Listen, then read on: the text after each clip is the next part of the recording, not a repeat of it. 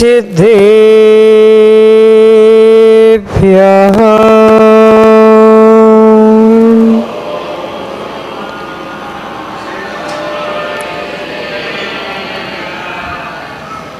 श्रीमन्त मुक्तिवर्तारं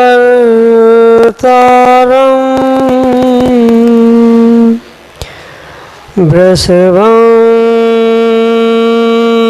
रसनायकम्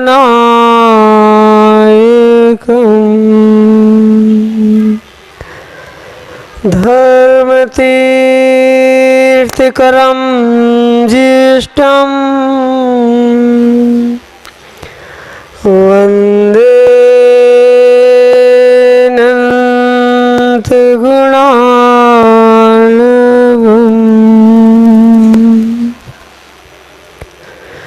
गुरुभक्त्या वयं सार्धं द्विपदतीवर्तिनः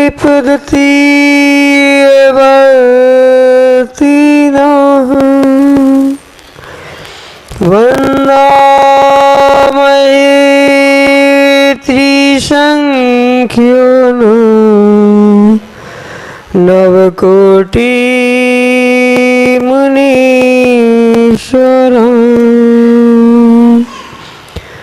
नवकोटिमुनीश्वरं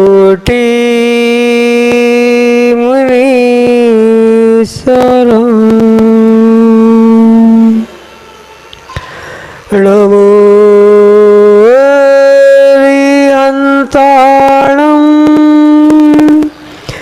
नमो सिद्धाणं नमो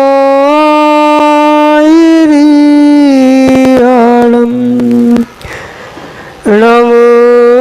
वैश्यायणं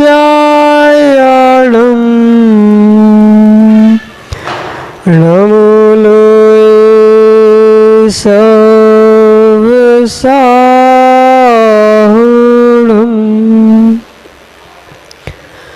अनंत अनंत सिद्ध परमेष्टि भगवान की देवादिदेव 1008 भगवान चंद्र प्रभु स्वामी की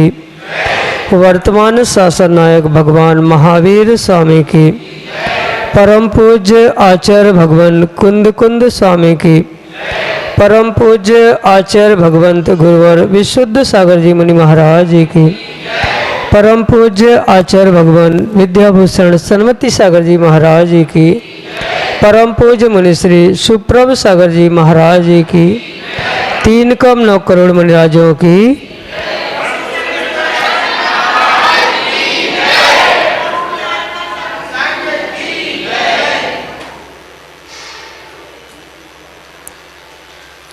अभी बहुत सारा संगीत नृत्य भक्ति चल रही थी। सब लोग कुछ मना रहे थे। कल से चल रहा है, कुछ लोग कह रहे हैं महाराज अवतरण दिवस है वो भी भैया, कुछ लोग कह रहे हैं महाराज जन्म दिवस है। लेकिन सोचना, नीतिकारों ने एक बहुत अच्छी बात लिखी कि जब हम आए जगत में, हाँ छोटे चाचा सर हिला रहे, कल रात में सुना देते ना, जब आप ही तो बताते हो आप लोग कि जब हम आए जगत में, जब हम आए जगत में जग हंसा हम रोए। जब हम आए जगत में जग हंसा हम रोए, ऐसी करनी कर चलो। जब हम जाएं जगत से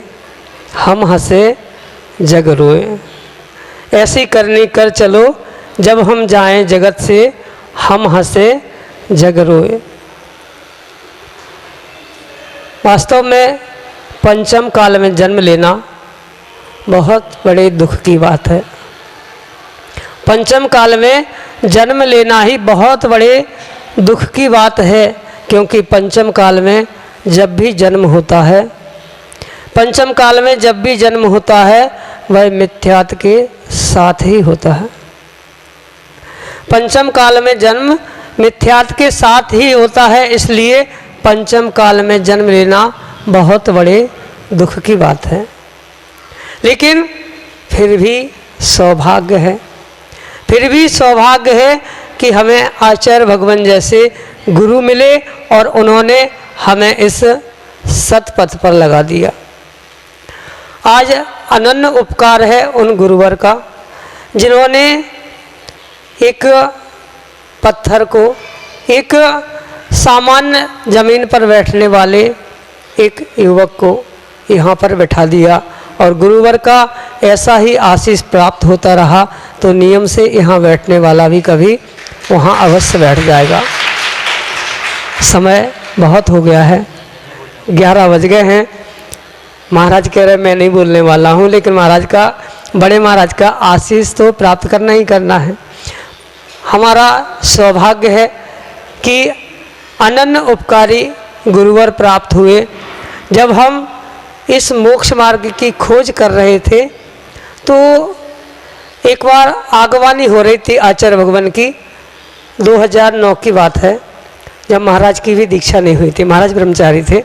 2009 की बात है, आगवानी हो रही थी और आचार्य श्री के पहले दर्शन किए थे, बहुत पहले। उसके बाद 2009 में आचार्य श्री के दर्शन किए और जब आचार्य श्री की आगवानी हो रही थी, आगवानी के बाद आचार्य श्री के प्रवचन हुए। प्रवचन के बाद आचार्य श्री आहारचर्या को निकल रहे थे। तो जब आचार्य श्री को देखा तो उस समय लगा कि हमने तीर्थंकर भगवान महावीर स्वामी को नहीं देखा।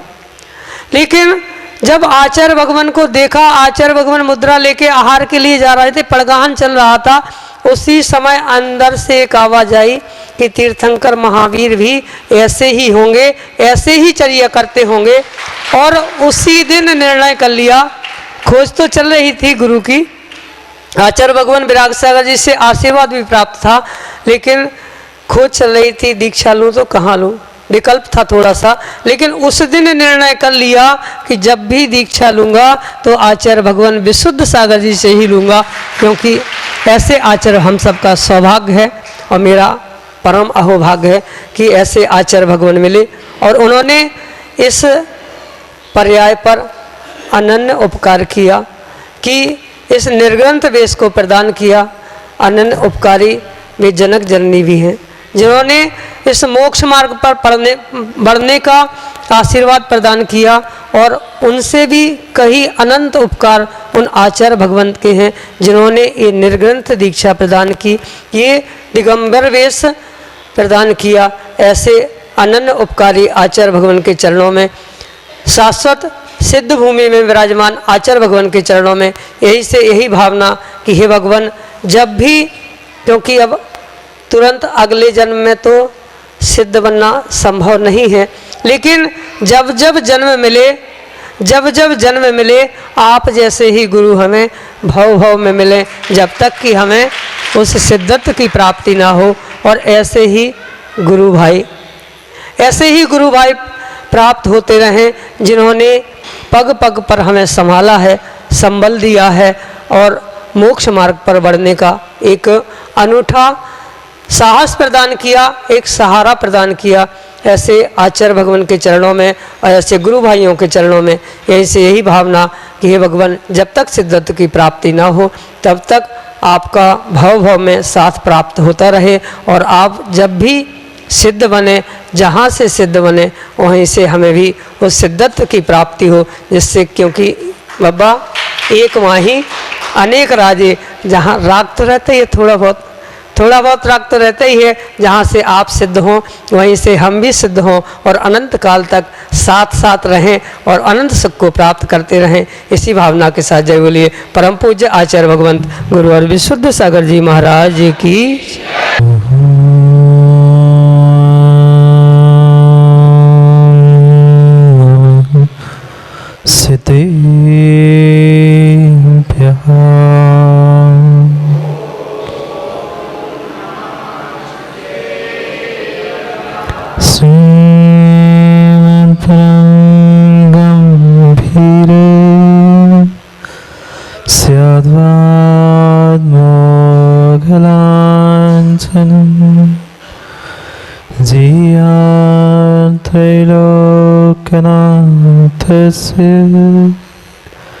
शासनं जिनशासनं जय मंगलदानम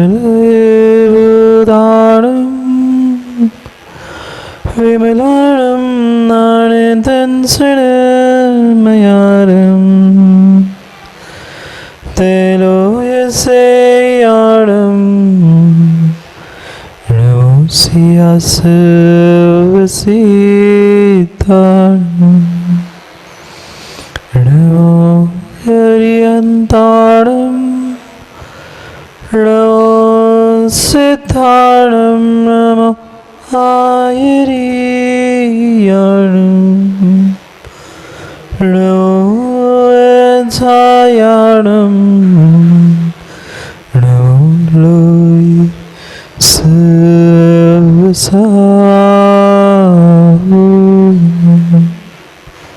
अनंत अनंत परम सिद्ध भगवान की 1008 आदिनाथ भगवान की परम पूज्य आचार्य भगवान कुंद कुंद स्वामी की परम पूज्य आचार्य भगवान सन्मति सागर जी महाराज की परम पूज्य आचार्य भगवान गुरुवर विशुद्ध सागर जी महाराज की परम पूज्य श्रवण मुनि प्रणत सागर जी महाराज की सनातन जैन धर्म की परम पूज्य मुनि श्री सुंदर सागर जी महाराज की परम पूज्य मुनि श्री प्रणत सागर जी महाराज की अंतिम तीर्थस वर्तमान स्वामी के शासन में हमसे विराजते और उनकी ये पावन पीयूष देशना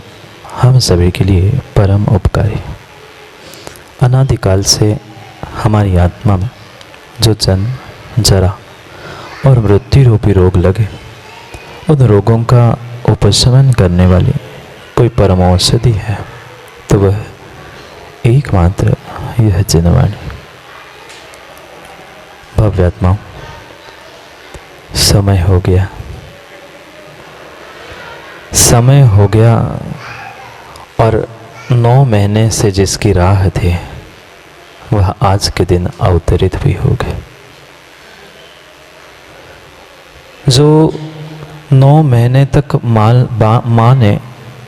जिस किसी बालक को अपने गर्भ में पाला हो, माँ सोचना 9 महीने जिस माँ ने अपने बालक को गर्भ में पाला हो, 30 वर्ष तक अपने उस युवा बच्चे को अपने गोद में अपने आंगन में देखा हो और उसके उपरांत चंद ही दिनों में जब निर्ग्रंथ मुनि बनकर अपने घर में अंजलि बांधकर पहुंचा देखा हो, उस माँ के संस्कार और माँ के कुछ पुण्य की कंचित माँ सराहना करना। क्योंकि ये तो पक्का है पुण्यात्मा जीव ही निर्ग्रंथ भेष धारण करता, पर उससे भी कई अधिक पुण्य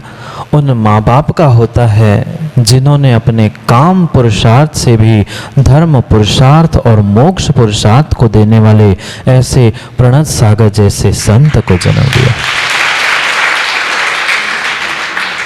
कहने के लिए तो काम पुरुषार्थ में संजीव पाप का कारण था, नरक गति को देने वाला था, पर क्या सौभाग्य होगा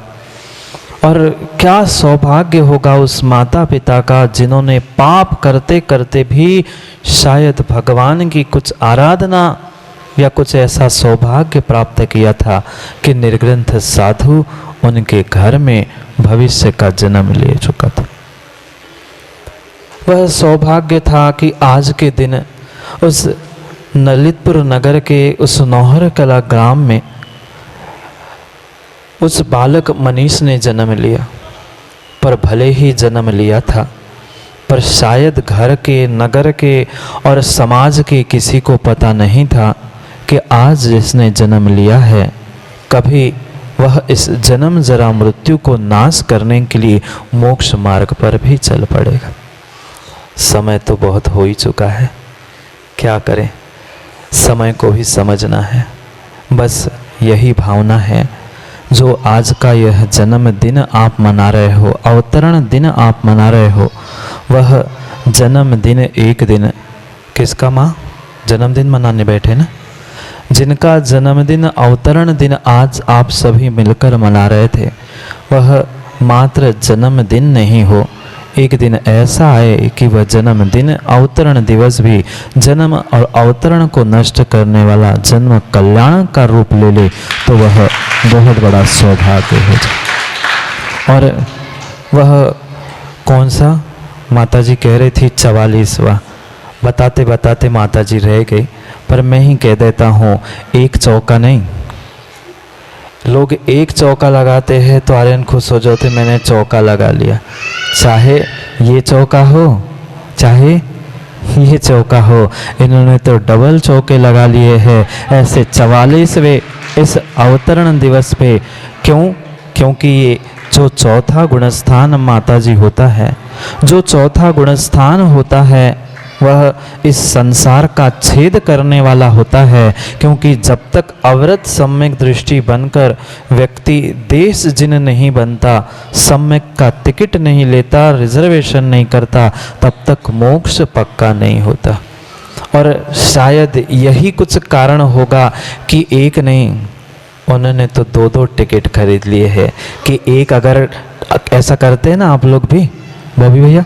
2 टिकट बना लिए, आज ये मिला नहीं, कैंसिल हुआ, वेटिंग लिस्ट में हो, तो क्योंकि पंचम काल है, वेटिंग लिस्ट तो वैसे ही चल रही है, और पता नहीं इस ट्रेन का टिकट कैंसिल हो गया तो दूसरा इसे, इसलिए उन्होंने डबल टिकट ऐसे 44वें इस अवतरण दिवस पर बहुत बहुत उनको यह उनका जन्मदिन जन्म कल्याण के रूप में प्राप्त हो। और जो उनका समर्पण, उनका विनय, उनकी जो साथ गुरु की आज्ञा से उनकी साथ और समर्पण मिला था, ऐसी ही, क्योंकि कहने के लिए तो आपको पता हो नहीं पता हो, पर लोग मात्र मेरा साइज देखकर मुझे बड़े महाराज कहते हैं, पर बब्बा बड़े तो हमसे उम्र में बड़े, हमें साइज देखकर भले ही लोग कहते माता जी, पर उम्र में बड़े तो यही है। और ये भी पक्का है, यही साथ थे, और संघ से जब निकले थे तब भी साथ थे, आज भी साथ है। और जैसे ये कह रहे थे ना, गुरु भाई का साथ मिले, गुरु का साथ मिले, हम भी कह रहे हैं, क्योंकि संघ कभी एक का नहीं होता, हम तो थे ही, पर साथ ये थे, इसलिए संघ है। और इस संघ का ऐसा ही संघ होते हुए, क्योंकि 4 एक नहीं है, कौन सा अवतरण है, 2-4 है ना, 2-4 है, 2 महाराज है और 2 माता जी है। और इसलिए इस संसार के 2 चकों को छोड़कर हमें दूसरे मंजिल मोक्ष तक पहुंचना है। हमारी इस अपने जो भगवान की आराधना जो आप तक कल तक आपने सबने की, और विशाल काय वे जो मुनिसुरत नाथ भगवान और आपके नगर में की ऐतिहासिक 24वीं जो आपने उसकी भव्य अगवानी की, उस प्रत्येक अपनी भक्ति और पूजा में वास्तव में 2 माताजियों ने आकर भूषण लगा दिया, क्योंकि नाम ही उनका भक्ति और पूजा भूषण था। और हमारी भक्ति और पूजा में उन्होंने ऐसा ही भूषण हमेशा ही, बस माताजी से यही कहना है, जैसे सरल और सहजता से मात्र एक समाचार मिलते, आपने ये नहीं सोचा कौन महाराज कैसी समाज, तुरंत चले आए, ऐसे ही निर्ग्रंथ की उस श्रद्धा समर्पण बनाते हुए इसी सरलता के साथ अगर आप अपने मोक्ष मार्ग को आगे बढ़ाओगे, तो नियम से शूली का ही नहीं, आर्य का ही नहीं, आप तो साक्षात कभी सची बनकर वह तत्काल अगले भव में मोक्षगामी बनो। इसी भावना से अपने उस जीवन को भूषण लगाने के लिए, समय पर समय की बात करने के लिए पूरे समाज को और सभी व्यवस्थापकों को, क्योंकि मैं देख रहा था रात में 11:30-12 बजे तक ऊपर छत तक हल्ला आ रहा था, बहुत सारे तलघर से लेकर ऊपर की मंजिल तक तैयारी ये कर रहे थे। सबने जितनों ने वह सहयोग किया है, ये पक्का है माँ, वही सच्चे देव शास्त्र गुरु की आराधना और आराधना करने के लिए सहयोग कर सकता है, जिसका शेष संसार बहुत कम बचा है। इसलिए उस बचे हुए कम समय को, क्योंकि विधान भी हो गया, हवन भी हो गया और सबकी भावना थी वो भी पूर्ण हो गई, इसलिए पता नहीं अब कल पुनः समय पर, समय की बात बब्बा कहाँ होती है, उस समय पर कल आओगे माताओं, कल आओगे जहाँ होऊंगा वहाँ कल समय पे आ जाना। अगर समय को समय पे समझना है तो समय को, क्योंकि अभी तो सबने बस अभी चातुर्मास के लिए निवेदन किया, अभी तो रमेश चंद जी समय है चतुर्मास के लिए, 4 महीने अभी बीच में है, तब तक विचार करते हैं गुरु की आज्ञा और भावना आगे के कार्य के लिए कैसी प्रेरित करती है, वैसा समझकर सबको पुनः बहुत बहुत आशीष के साथ मुनिश्री के बार बार उस 44वें अवतरण दिवस पर यही भावना कि अभी मात्र 4:44 प्राप्त किए हैं, एक दिन वह भी आए जब आप साक्षात 14वें गुण स्थान से अतीत होकर उस जन्म कल्याणक के साथ मोक्ष कल्याणक भी मनाए। इसी भावना के साथ समय को समय पर विराम लेते, क्योंकि समय पे किया गया काम समय समय को दिलाता है। बोली भगवान महावीर स्वामी की।